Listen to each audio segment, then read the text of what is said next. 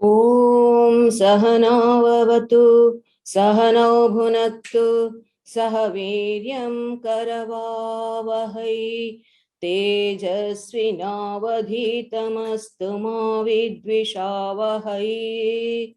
Om Shanti Shanti Shanti. Om. May Brahman protect us both, that is, the teacher and the taught. May Brahman nourish us both by bestowing the fruit of knowledge. May we both obtain the energy to acquire knowledge. May what we both study reveal the truth. May we cherish no ill feeling towards each other. Om, peace, peace, peace. Om Paramatmane Namaha. Om Namo Bhagavate Vaivasvataya Mrityave Brahma Vidyacharyaya Nachiketa. Om, salutation to the God of death, the Blessed One, the son of Vivasvat, the teacher of the Brahma Vidya, that is the science of God, as also to Nachiketa. We are starting a new chapter. In our last study, we heard Yama telling Nachiketa that this self is hidden in all beings, though hidden in all beings, is not manifest to all, but it can be realized by all who are accustomed to inquire into the subtle truths by means of their sharp and subtle intelligence or reason. If we know the reason why we are not able, the ordinary folk like us, why we are not able to realize the self, what's the obstacle? If we know that, then we may attempt to remove those obstacles from our path and realize the truth which is hidden in ourselves. So with this intention, Yama is now trying to give us in the first two verses. Yeah, Paranchikhani.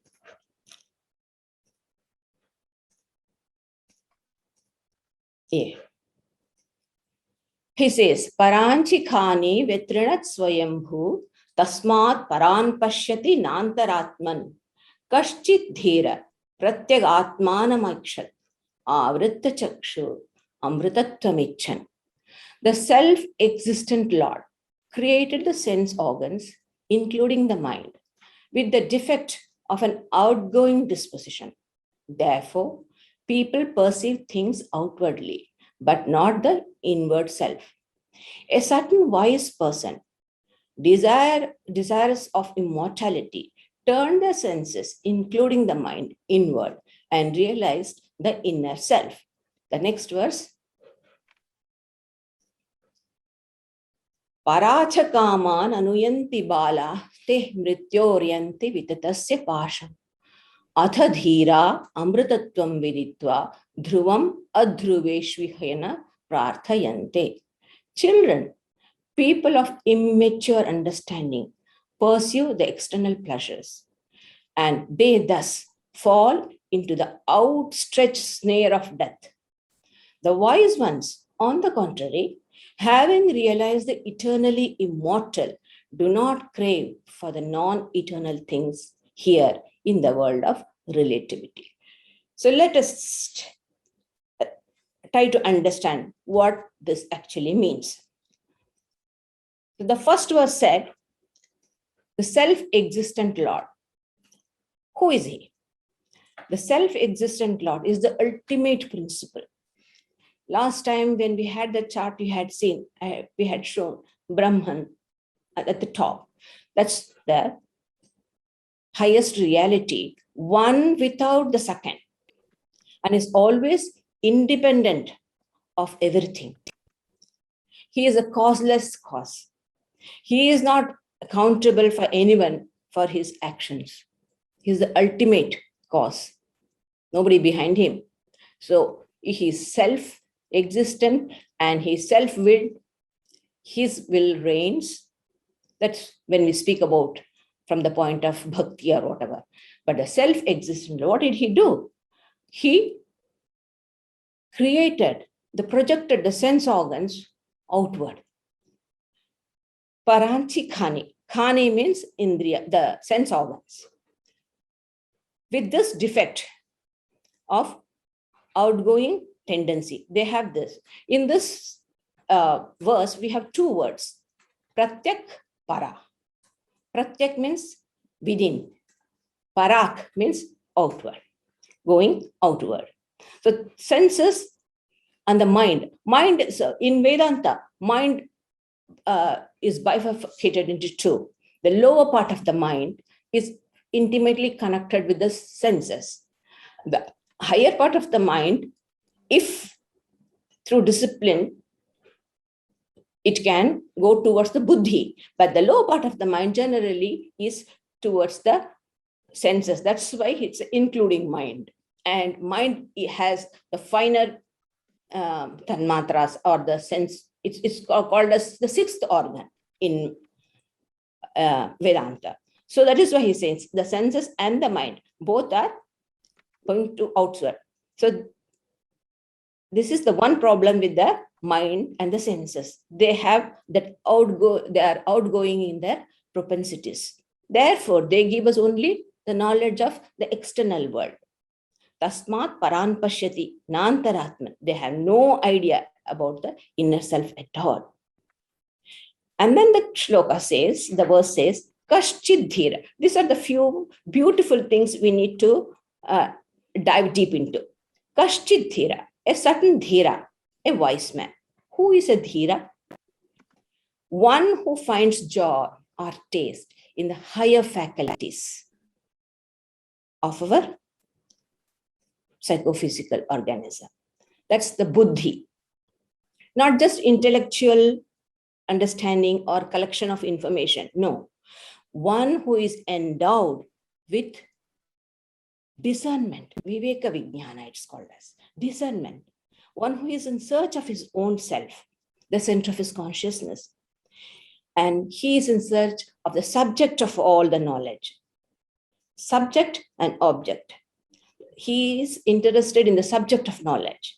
That is the knower, the seer, not the object of knowledge or the perception. And in general language, we say hero, dhira means is a hero. And you know, heroes are always endowed with tough and dauntless element. Their minds and bodies are quite strong, tough. But here, dhira needs all the much more, that quality. And dhira is one who seeks to go beyond scholarship. He's not interested. He knows that scholarship will not help him ultimately. It's just information, that's all, nothing more than that.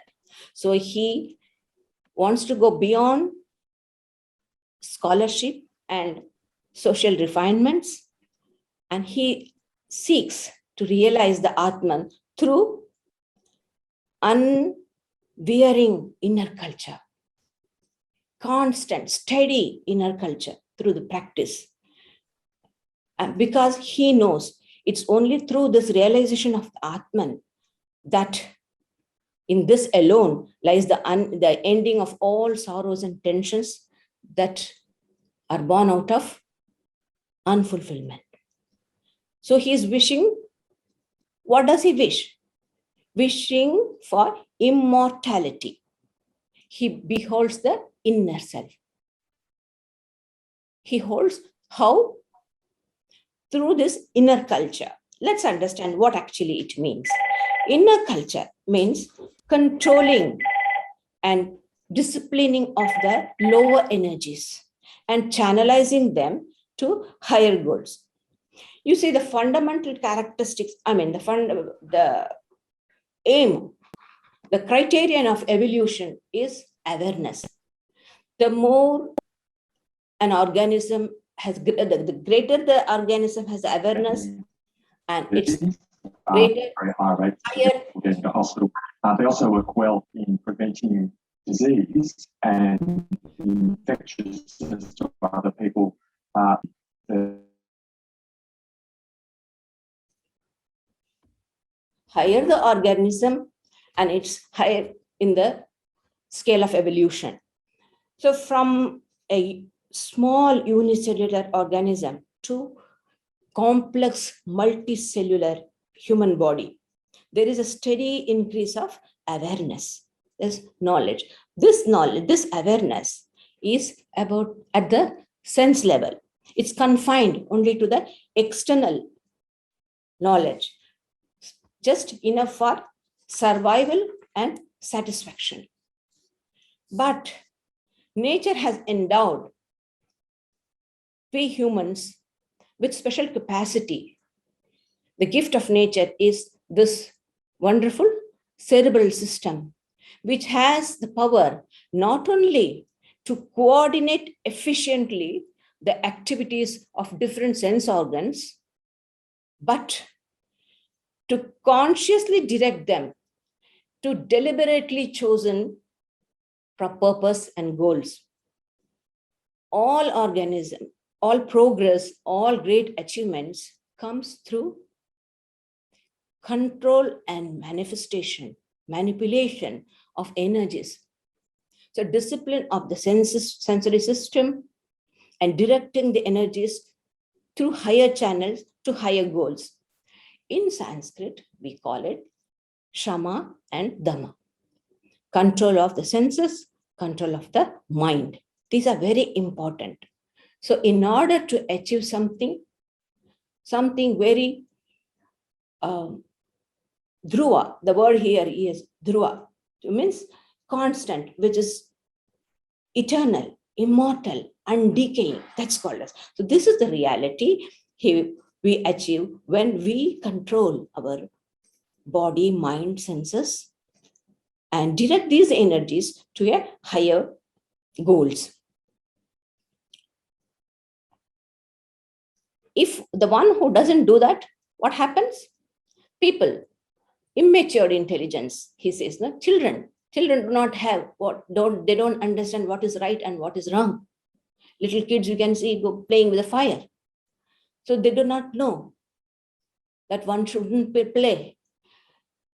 So elders know, the grown-ups know, but not the kids. So this is what Yama is telling. I told you many times, in Sanskrit, we don't have any abusive words. Sanskrit is the language of culture. Samskrita, we say. So they have only two words in Sanskrit. That is Bala, Mudaha. Children and foolish. These are when they use this, they really mean. It's a very strong language.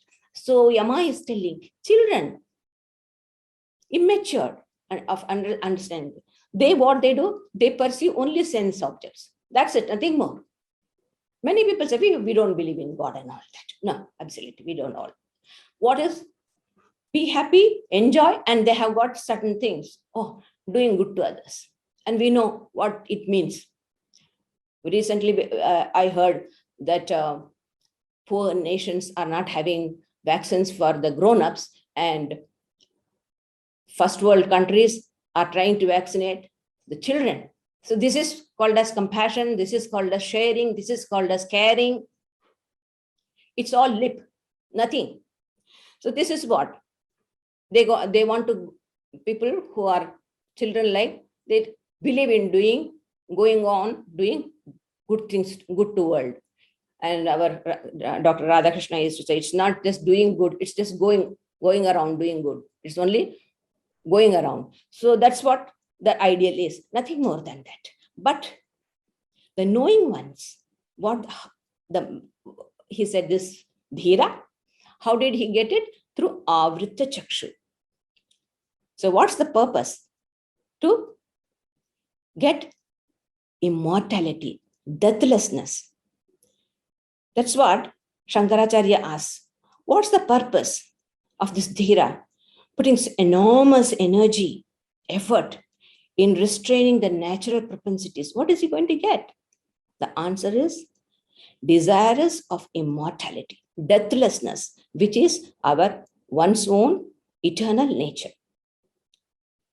The path is very hard and long, but the goal is sure.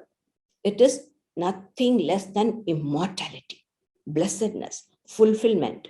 Even a little advancement in this path enhances the quality of our life. Sri Krishna in the Bhagavad Gita said, Swalpamapyasya, even a very little of this dharma will free you from a great fear.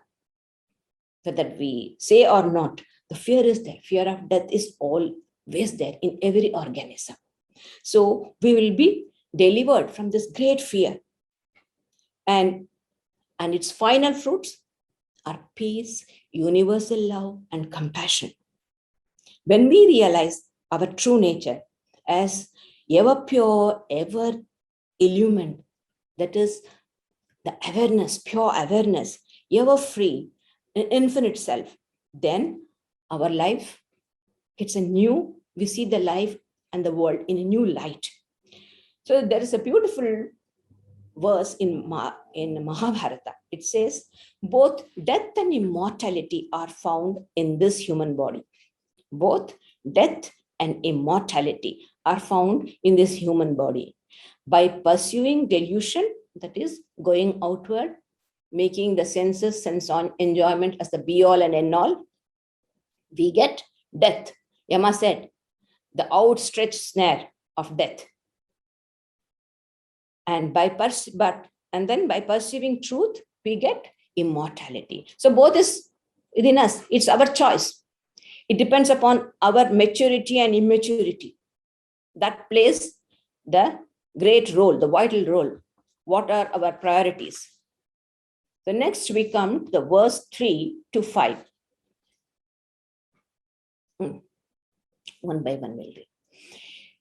Yama says, since the Atman is very subtle and very difficult to grasp, slowly he is trying to say the again and again, trying to arrive at this vital principle that is within us.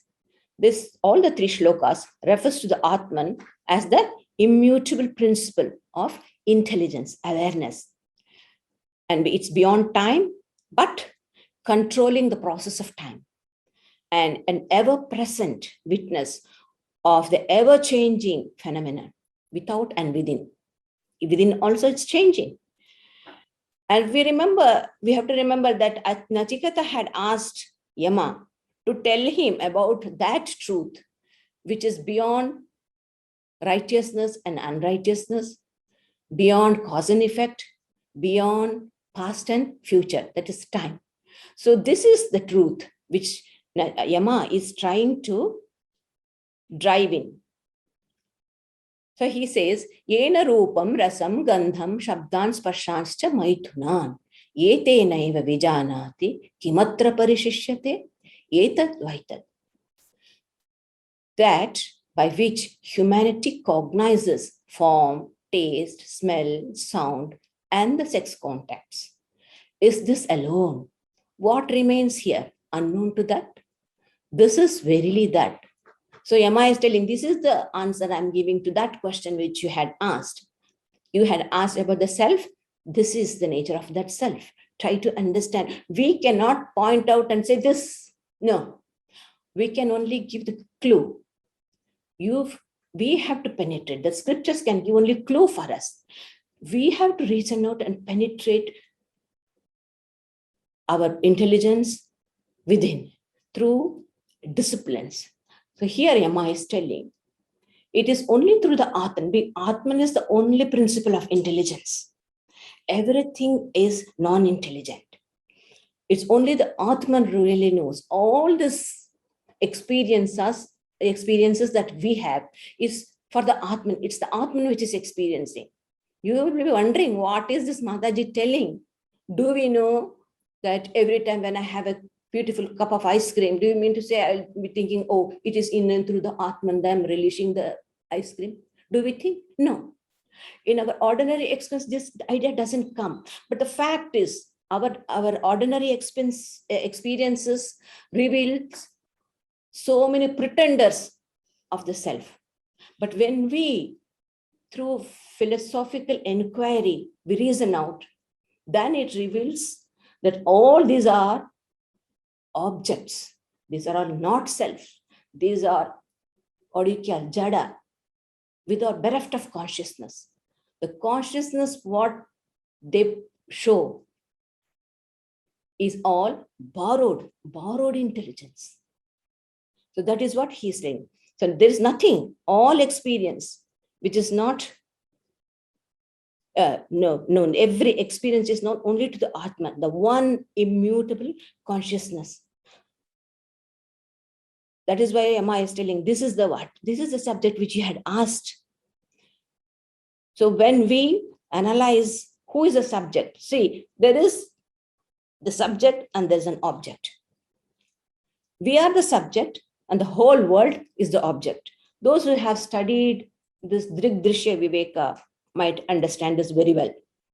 The first verse of it says, this whole universe, the form, the taste, the smell, the touch, everything is objects.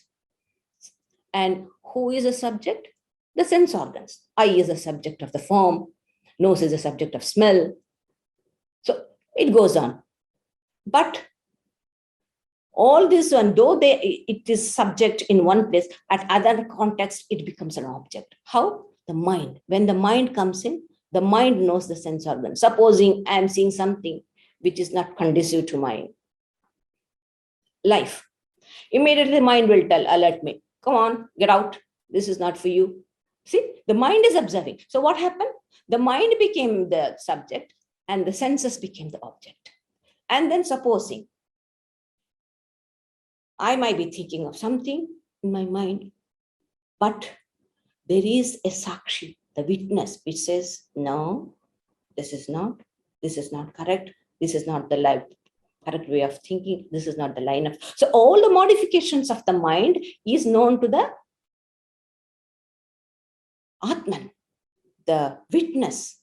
So this is how the subject keeps changing. The subject and object, it keeps, but ultimately we come to one subject, which is always a subject, never an object. This is the reality which Nachiketa was asking. So the body, the senses, the mind, the ego are all objects. They are seen. We see it, we feel it, we understand. Our ego also we feel. So all that we see is object. And that which is the seer is the subject. So all this, they pose themselves to be conscious, but they are not. All their intelligence is borrowed intelligence from the self. So by analyzing this way, this line of thought, Yama is trying to teach Nachiketa. This is the trend. This is the way of thinking. And the usual way of what we think is all outgoing. But in Vedanta, we are giving this is what this Dhira did. He gave absolutely right about turn to his senses and mind. So when we turn, and our way of thinking, our line of reasoning will be like this. So you arrive at the immutable self, which is the very awareness itself. The next verse says, Swapnantam.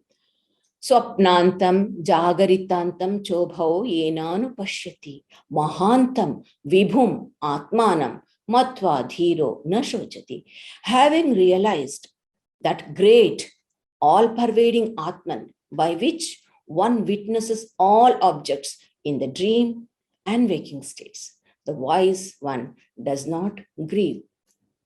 So this is another way of arriving at the immutable self, through the analysis of the three states of consciousness, which we all human beings experience. That is the waking. In the waking state, the whole world is an objective world I perceive, and I am the perceiver. I see this whole world. In this waking state, it's very difficult to arrive at the Atman, because the subject and object get so much muddled up, it's very hard to bifurcate them. But as we go deeper, when our analysis and study goes deeper, then we can, to a certain extent, understand it. So next comes what? The swapna, that is the dream. What happens? In the dream, the mind alone becomes the subject and the object. The mind enjoys and the mind manufactures all the objects. In the mind, I become the subject and I become the object. Both I enjoy and I make. So here also it is very difficult to bifurcate, but through meditation we can go deeper. What meditation does is it takes our mind slowly to this unconscious state, and we get a lot of information how our mind, our dream world gives to certain extent the content of our unconscious. So that is not always, but much of it. So that's how we can understand what's our drawbacks are, how much we have progressed, we can make out. It's just a help, that's all, nothing more. But the thing is, in the dream, the mind is the one which is very active. All our senses are dead. If somebody gives me in the hands can't hold, it'll fall off. So in the sleep, the senses are dead almost, but the mind is active. And the mind does both the business, perception and the perceive. Both is there. Perceived and perception, both in perceiver or together. And then there is another state, deep sleep, where there is no mind. Even mind is not there. So there is absolutely no manifestation, neither the external nor the internal. Absolutely no perception at all. And it's a state of joy. Because you cannot say awareness, because the mind has gone deep. It's not no mind state. The mind has gone deep. If there is mind, then there is ignorance. So ignorance is deep inside. That is why even if we sleep and remain in this dreamless sleep, which is sushupti, what they say, when we come out, we are the same persons. Through this analysis, we consciously bring this dreamless state in our waking. If we can do that, then that is called as Samadhi. Trying to experience the Shukti consciously, unconsciously, every creature, all humans. All humans experience Sushupti, but he is a Dhira who experiences Sushupti consciously. That means absolutely the mind has become so fine, he's able to remove. The mind has become so refined, so pure and fine that the intelligence is just flowing through it. So the pure Atman is realized. So this is Nachiketa, Yama is asking Nachiketa to reason out this way through this analysis to arrive at the immutable Atman. The next, Ya imam madhvadam veda atmanam jivamantikat yeshanam bhuta bhavyasya nadato vijigupsate etat vaitat. They who know this Atman, the enjoyer of honey, the fruits of action, the sustainer of life, ever near, and the Lord of the past and the future, accordingly hates no one. This is verily that. He's speaking about the enjoyer, that is the lower self. We remember when we had the chariot example, the chariot imagery we saw, the master of the chariot sitting. And that verse said that one who is endowed with senses, body, mind, intelligence, and enjoying the fruits of action, he is an enjoyer. So it is pertaining to this. So like ordinary people like us, we do everything, we work, and we get the fruit of action, and we enjoy it, we're happy with it. But analysis shows behind that, It's the true enjoyer is the Atman, as he said in the first verse. And the beauty of this is he's ever near. As long as we are in ignorance, we feel we are the doers, we are the enjoyers of the fruit of our actions. But actually, it is the Atman which is so near to us. In Bhagavad Gita, Sri Krishna says that Bhoktaram Yagna Tapasam. I am the receiver of all the austerities and the sacrifices what people do. I am the receiver. And I am the friend. Suhridam, Suhrit, friend, a very bosom friend. See, he's very near. When we realize this self was always with me, it was with the blessings of this Atman, all my sense organs, everything was functioning, and my identity, my individuality depended on this. When we understand this, then we become peaceful, not worried about anything. And this Atman is a Lord of past and future. That means to say, he is not affected. The Atman is not affected by any of my past life, deeds, everything, nothing. So Atman is ever pure. And my future is merging. So the Lord of the past and future, the Atman, when we realize this, we become happy. We don't, nothing to hide, nothing to feel jealous, hatred, absolutely all the negative ideas will go away. This is the blessing, the results of this realization. We have a beautiful imagery of two birds in another Upanishad. It says there are two birds on the tree of life. The life is considered as a tree. This body is a tree. In that, there are two birds. And body, life means good and bad. All dualities are there. It's not all sweetness, all glory, all success. No, it has everything. So bitter fruits are there, sweet fruits are there. And there's one bird at the lower branch, and there is a bird at the higher branch. And the lower branch bird, the bird there, keeps on eating constantly, fidgety, jumping from one branch to other, eating this fruit, that fruit, eating sweet fruits. Ah, very nice, wonderful. Go headlong and then get a blow, get a bitter fruit.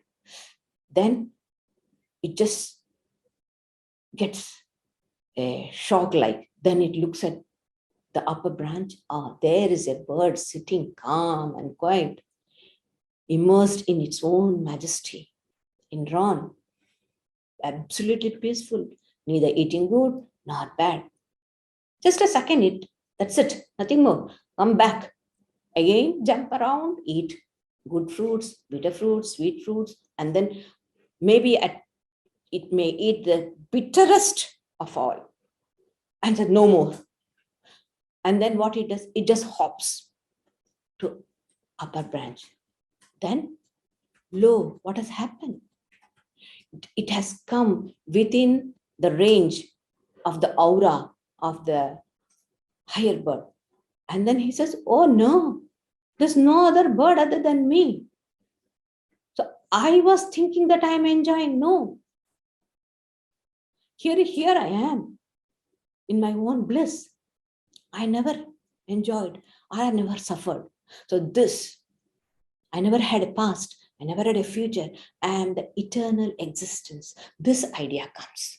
So Yama is telling, this is another third line of understanding or reasoning through which we arrive at the immutable self. Then we come to the 10th verse. Here it says, Yedeveha tadamutra, yadamutra tadanviha, mrityosya mrityumapnoti, ya iha naneva pashyati. Whatever is here, that is there. What is there, that again is here. They who see here as different go from death to death. So here means this world of relativity. There means the transcendental, the pure, immortal self. So The same reality is there. That reality is subject by identifying itself with Maya, or time, space, and causation, has become relative. What is here, what appears to a non-discriminating person or non-discerning person as a relative world, which is subject to the laws of time, space, and causation, that in reality, from the standpoint of reality, is pure Brahman, pure consciousness, awareness. So even the science today is telling this. You see how wonderful this scientist is?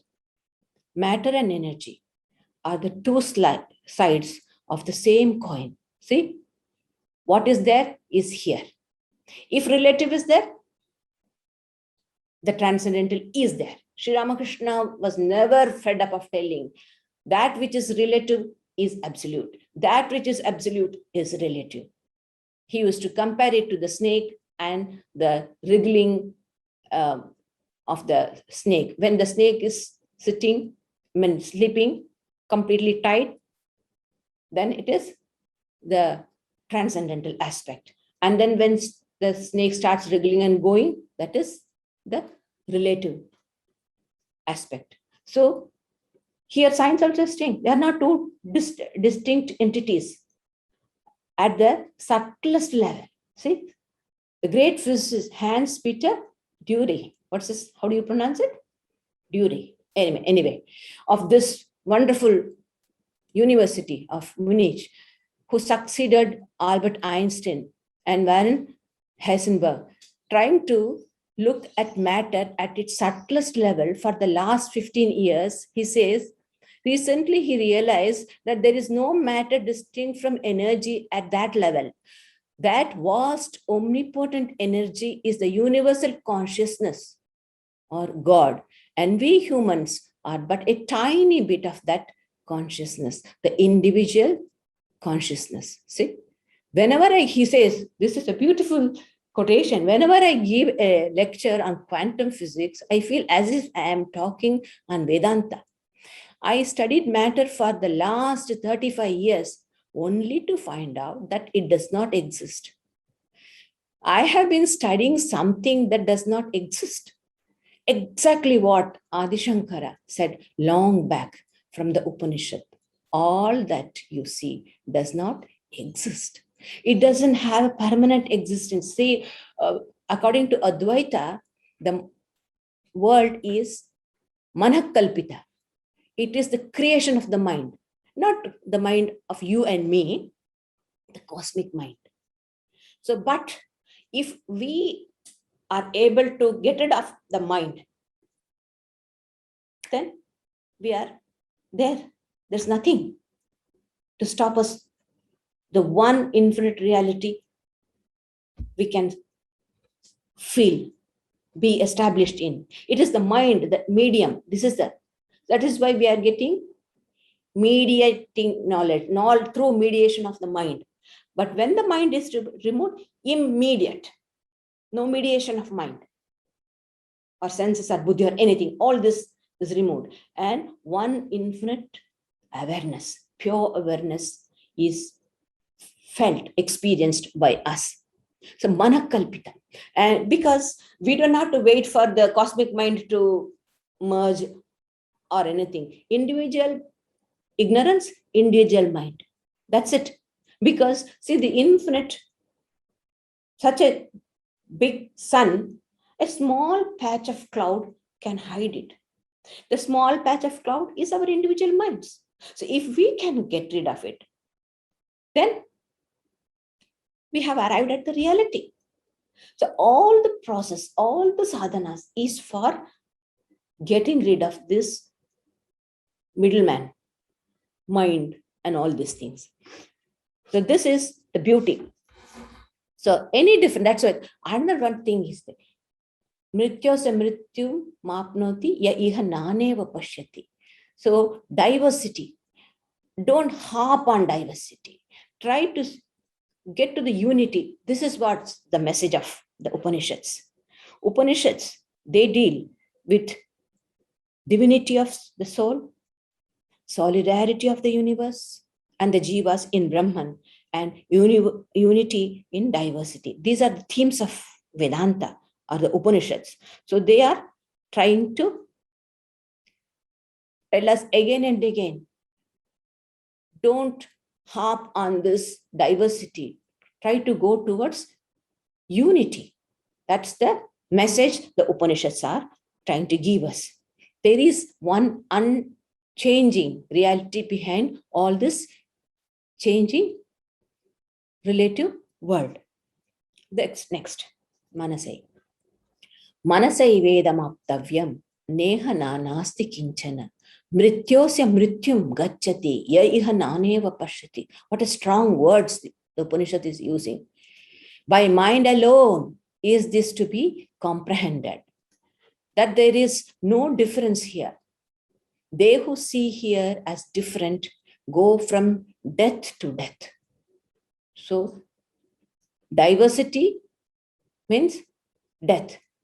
Unity means the experience of the Atman. This is what the Upanishads are trying to drive these ideas to us. So through mind alone, one has to realize Brahman. So usually we say, generally it is said, the senses, mind, and intellect cannot understand the Brahman. But here, Yama is telling, through mind alone, Manasai, through mind alone, you have to grasp. So what is the sort of mind it is then? Pure mind. Pure mind alone can grasp. How does this purity we arrive at? Through the instruction of teachers and spiritual discipline. Through this, we get a fineness of the mind, penetrating intelligence we get. Through that, we are able to break the crust of name and form and have a peep into the reality which is in. So by saying that through mind alone, one has to realize Brahman, the Upanishad emphasizes that our education from early stage should aim at this lofty idea. Then only all the hatred, exclusiveness, discrimination against color, gender, caste, nationality, all this will be overcome. There's no need for me to tell. We are seeing. So all this will be able to overcome, at least to a certain extent, if we keep this idea that there is a unity behind. We are one at it. We are all one. That is what Christ was telling. Love your neighbor as yourself. Why should I love my neighbor when I feel the pain and pleasure in my own body? Why should I? The answer is, the Upanishad is saying, no, you are your neighbor. So this, through experience, when we feel this, then only true compassion, true understanding, true sympathy will come. These are the fruits of this realization. If not, it's all lip. Just now I said, like, we don't bother. Well, let them die. They are poor. They can die. We will protect our children. So this is what the even so-called civilized nations. There's a lot of difference between civilization and culture. Civilization may be very high in civilization, but not culture. Culture comes through penetration, through inner life. So that if that we don't have, then we get stagnant. We get stranded at the sense level itself. That's what is happening. I and my, nothing else. Let them, whatever, let them suffer. But me, my country, this is also so, it's a side of selfishness which arises out of only limited knowledge of the senses, knowledge of the outer world, nothing inside, no deeper understanding. So the Upanishad emphasizes that always try to see the unity. As much as possible, try to penetrate and try to go inward. This is the message we are getting through the Upanishads. Now, Angushta Matram, the next verse 12. Angushthamatra purusha madhya atmani tishtati ishanam bhuta bhavyasya na tato vijigupsate etadvaitat. This purusha, the self, of the size of a thumb, dwells within the body.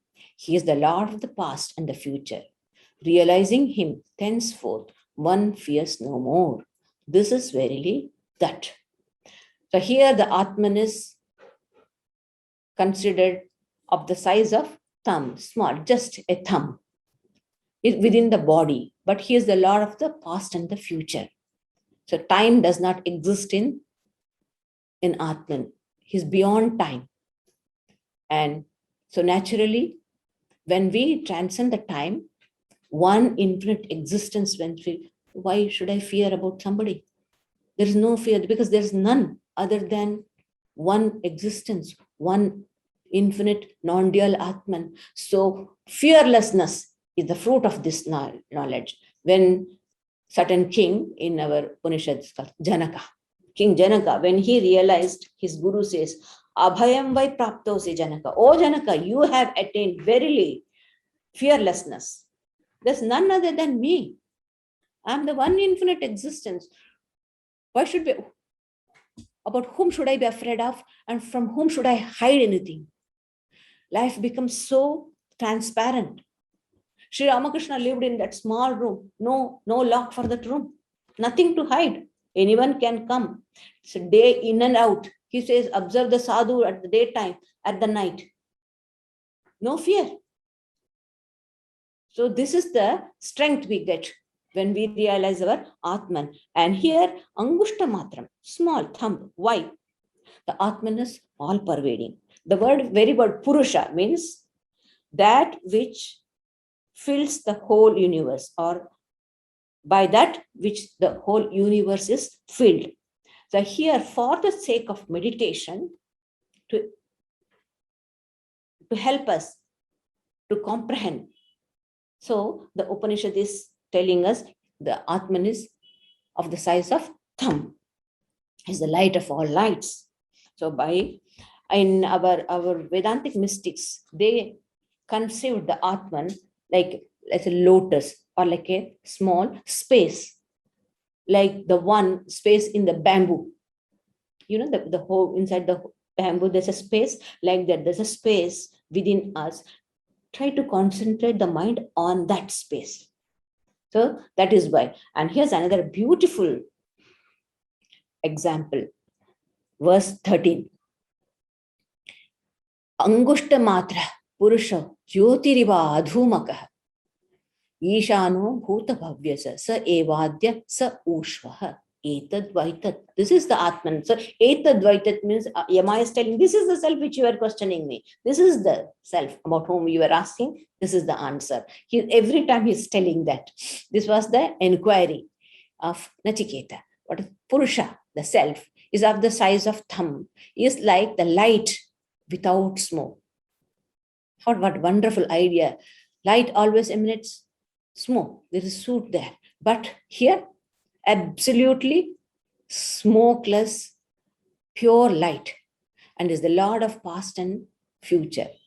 It is verily the same today, and it is the same tomorrow. This is verily that. And so the Brahman, which is beyond time, beyond the concept of relativity, it is the same today and tomorrow. By this, we know the activities of the body and the mind doesn't affect the Atman at all. Whatever may be my past, that doesn't affect. So this gives a tremendous strength for a sadhaka. Maybe so many things are there in the mind, but that is not affected. You see, this idea of sin, impurity is very negative. It makes people weak.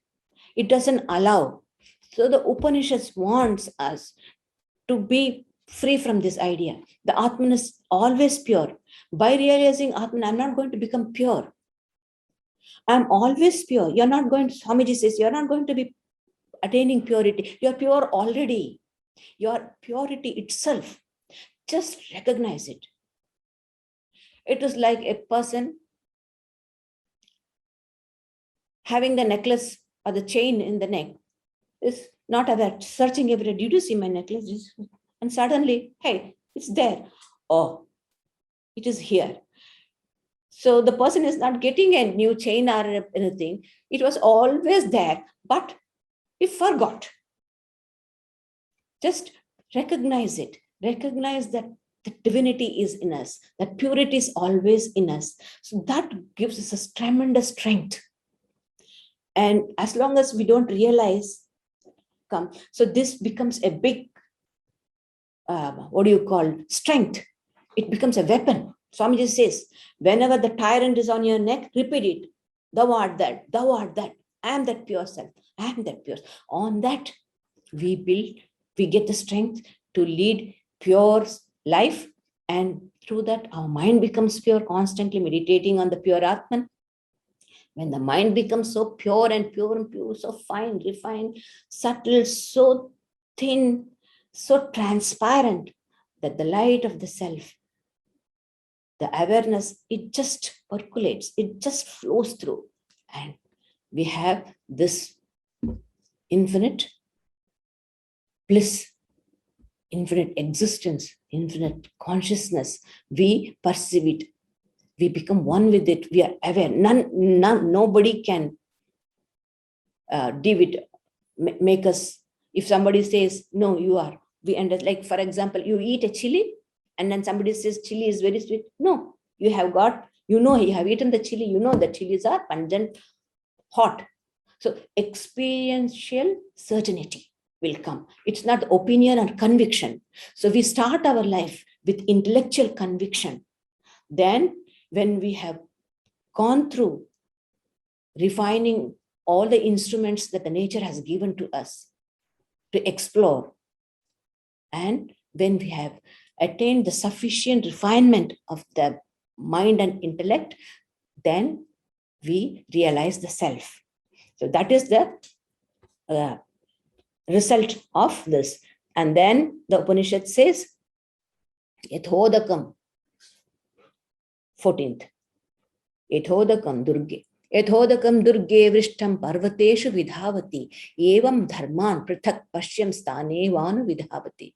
As the rainwater falling on a high peak runs down the hills variously, even so, one who sees beings as different runs after them in their separate form. And then it says, Yathodakam Shuddhe, Shuddhamasiktam Tadrigeva Bhavati, Evam Muni Vijanata, Atma Bhavati Gautama. As pure water poured into pure water becomes the same, in the same way becomes the Atman, the self of the Muni, sage, O Gautama, who knows the unity of the Atman. So these are the two beautiful verses. So if we harp on diversity, it is like when the water falls in a high mountain, what happens? Everything goes away, it gets dispersed, it just goes away. It doesn't come to any use. But if it had fallen on a lower ground, so we would have got a dam and it would have served the purpose. So diversity doesn't serve. It always, we know the wars and all the evils of diversity. I need not tell you at all. You know it very well. So that is the effect of diversity. But one who knows the unity of the Atman and Brahman, my unity with other living beings, my interrelationship, my oneness with others, then I attain fearlessness, joy, love, everything that is excellent and good comes when we understand, realize this Atman. Swamiji says, teach unto yourself and to the mankind this Atman, this purity. Then see, all purity will come, glory will come, greatness will come. Everything that is excellent will come when this soul is awakened to its self-conscious activities. When we understand our true nature, then we become fearless. we become joyful. These are the results of the realization, the unity in diversity. The word muni means a contemplative. He is contemplating on the unity of the self and the supreme self. Our true nature is pure. It's ever present. It's there in us. We just need to, due to our ignorance, say due to our ignorance of what? Ignorance of our true nature. Then we consider ourselves to be a psychophysical organism. Our individuality comes in. And then as soon as the senses comes, desires come. So ignorance, desires, action. Action comes reaction. That it goes on and on and on and on. All these eons, life after life, creation after creation, we have been doing the same thing. Now, good luck for us. We have got the Upanishadic knowledge. And now we will try to go in this way, turning our senses towards the Atman and try to understand the self, which is always the reality, which is present. So there's a beautiful story in the Upanishads, not in the Upanishads, some treatise. I don't know where actually it is. That's a beautiful story. Let me tell you. Once a certain king, you know, kings in India, generally, they don't have children at all. With great difficulty, they get it. So with great difficulty, he got a son, an heir for the throne. You know, when there is no throne, no one heir apparent for the throne, the ministers are there, like hawks, like vultures, ready. This king goes, we'll take the kingdom into our hands. So such type of wicked ministers are there, and then good ministers are also there. So anyway, what happened? When the king got a child, some evil ministers, they took away the child and wanted to get rid of it. But something good about it, them is they didn't kill the child, just they left it in the forest for the wild animals to eat. So poor king, he couldn't find out where the child was. And over the years, the king died and no heir for the throne.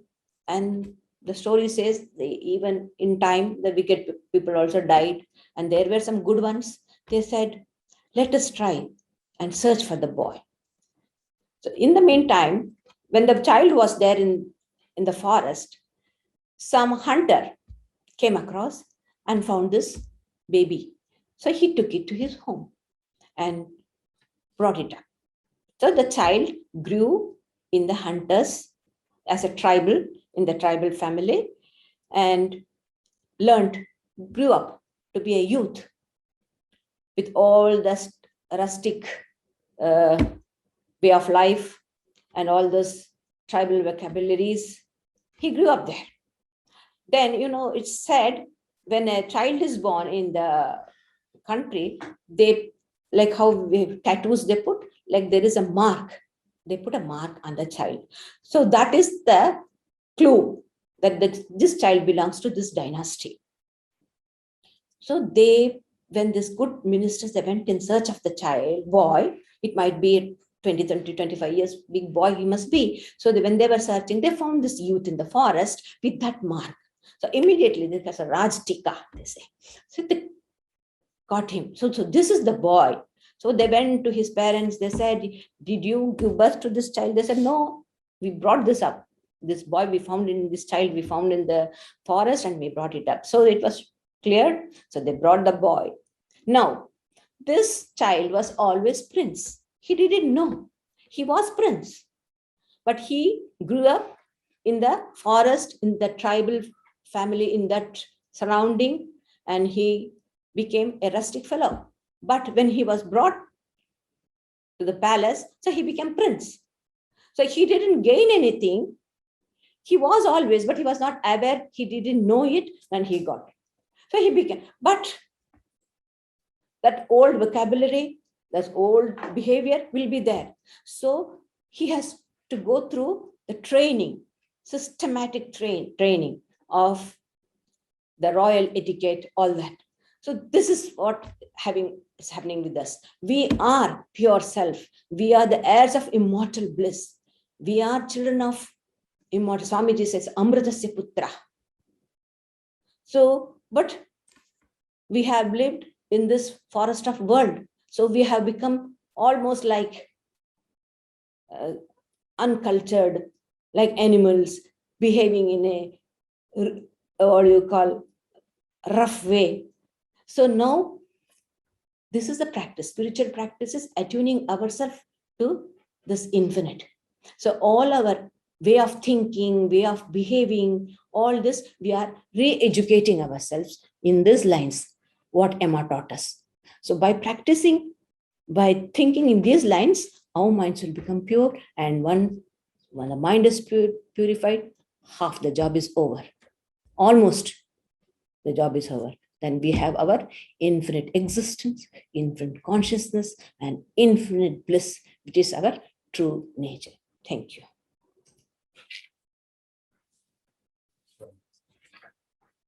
There's time for some questions and answers, everybody. You're welcome. I'll get it going. I'm wondering, Sridharaprana ji, in the dream state, I've heard that people have had some spiritual experience. And I wonder about that because the mind in the dream state is running free. It's not in a concentrated form. So is it true that people have had some spiritual experience in dream? And how can it be possible if you're not in that concentrated state of mind? This is the purity in itself is a concentrated state. So if one claims that one have had spiritual experience in dream, that means to say the person has attained to a greater degree of purity. It's all with this. So whatever the experience, Atman experience is, the person is able to perceive it because of this. Because the mind has become transparent, it has shed much of its finitude. So that is why it is able to grasp the spiritual dimensions of its personality. So the more the mind becomes pure, the more the mind goes towards the Atman. And that is what Sri Ramakrishna says, the more you go towards the north, the south goes far and you reach your destination. Supposing I want to go to Kashi. So the more I go towards the north, I can see, oh, a lot of devotees of Shiva are going there. So you see, you come into the range of those vibrations. So because the person must have been sufficiently pure enough to experience the subtle aspects of it. That might be.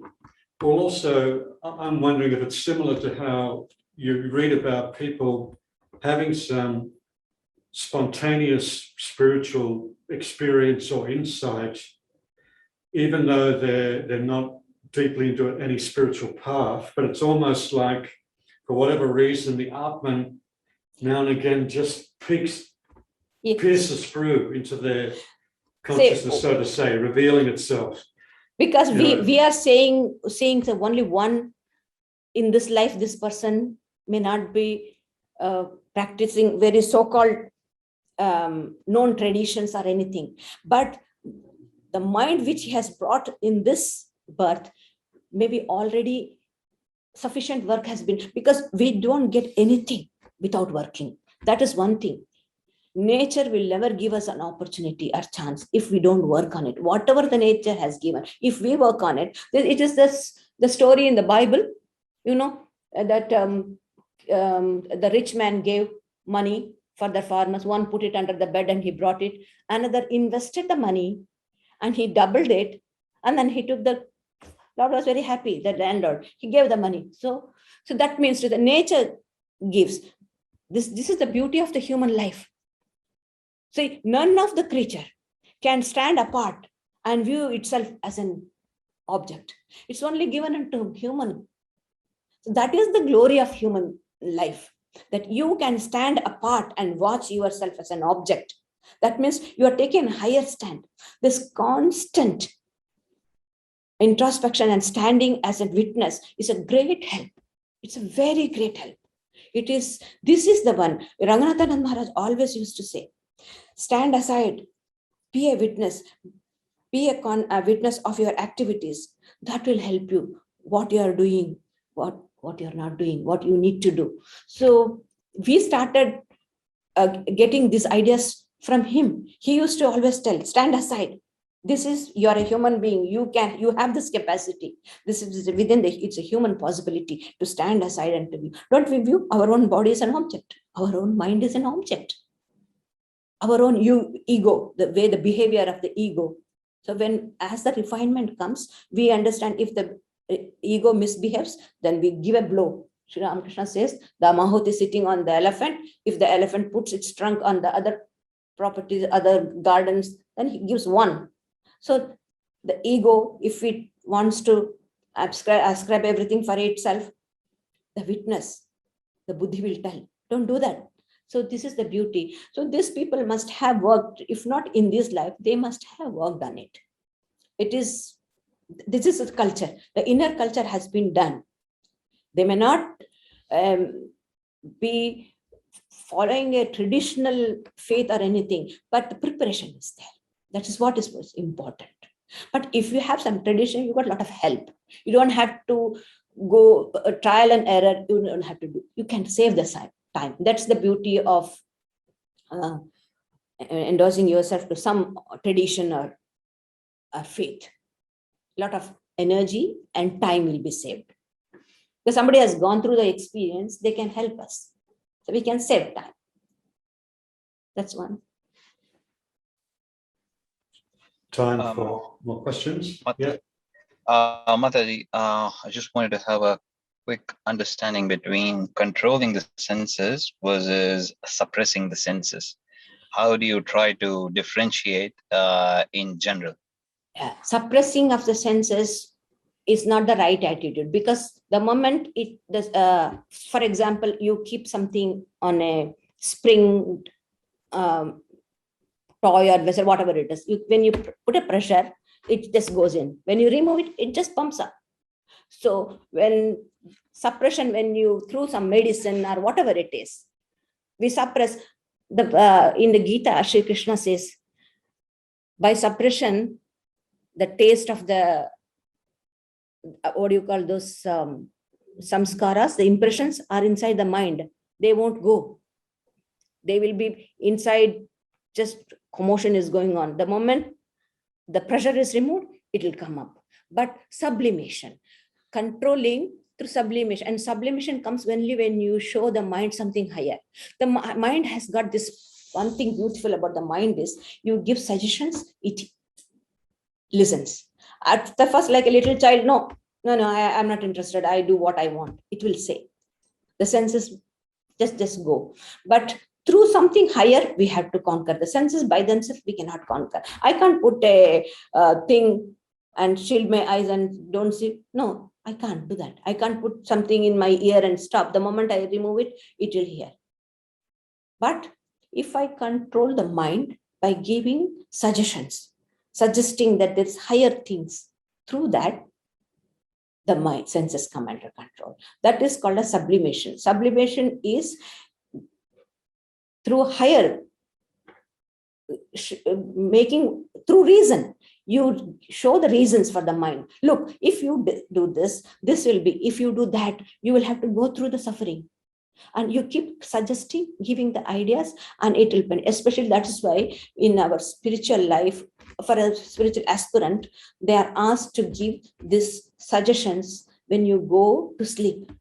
When you go to sleep, you see the mind is going into the unconscious level. The conscious mind is going into the unconscious. At that time, you give suggestion that I am pure, I am infinite Atman, I am immortal, I am beyond this body, I am beyond this mind, I am beyond the senses, I am the pure self. These suggestions we keep giving, and those ideas sinks in. That's why the scripture says, keep the sword of discernment next to your pillow. Even in dream, the mind must not go, deviate from the path of truth. Immediately you strike the mind. No. So that comes through the education. This is called as culture, inner culture, what I said. Through inner culture, we sublimate the energies. So suppression is not at all good. You can't. We don't get. For the time being, it might be. That's it. Thank you so much.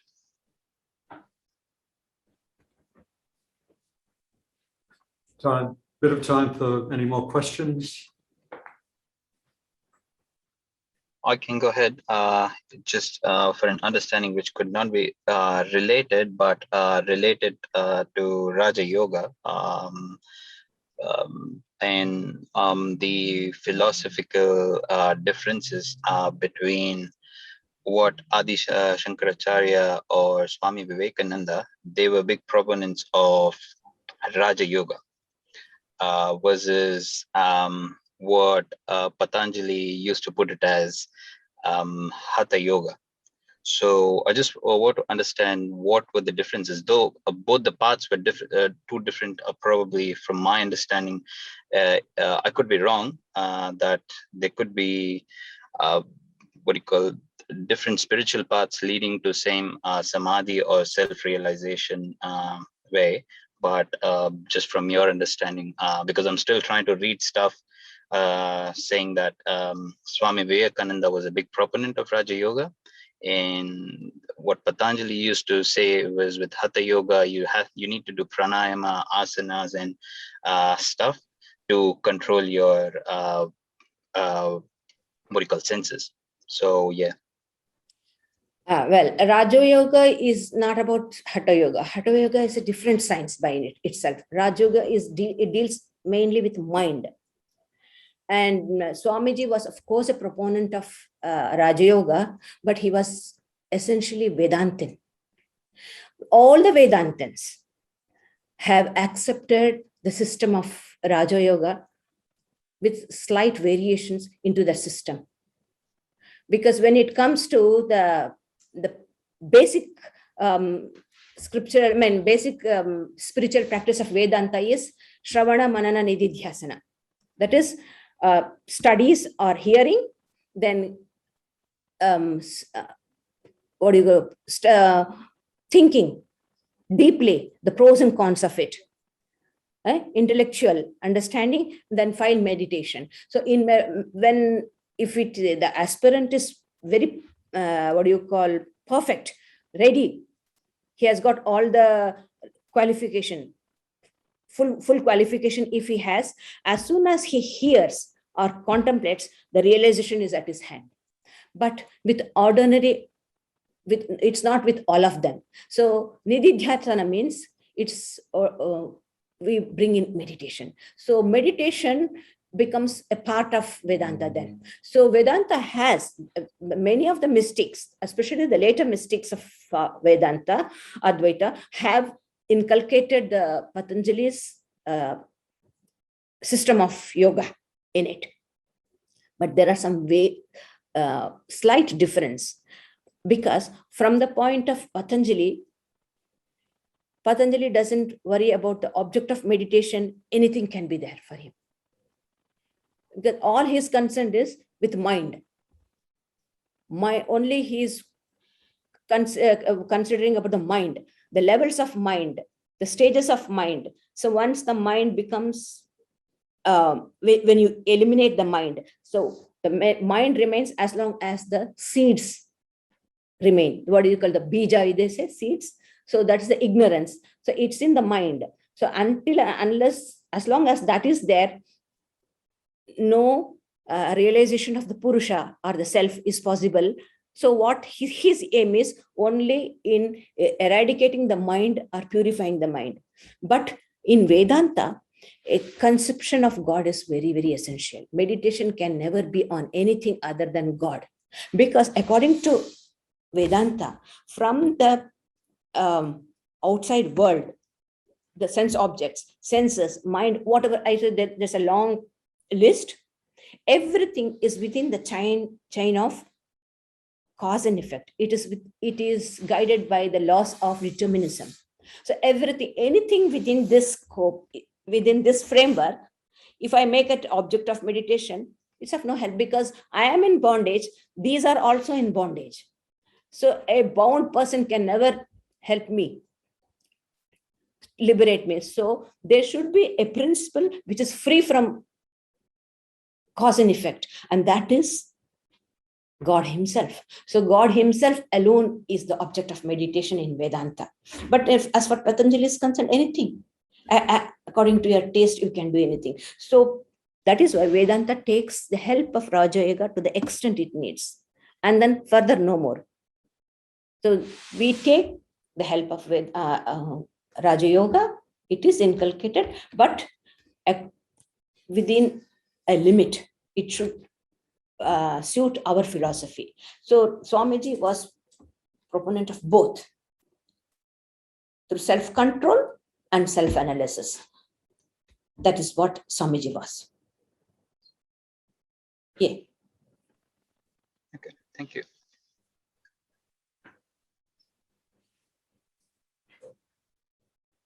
All right, so I think we might wind it up unless there's any last chance for any question.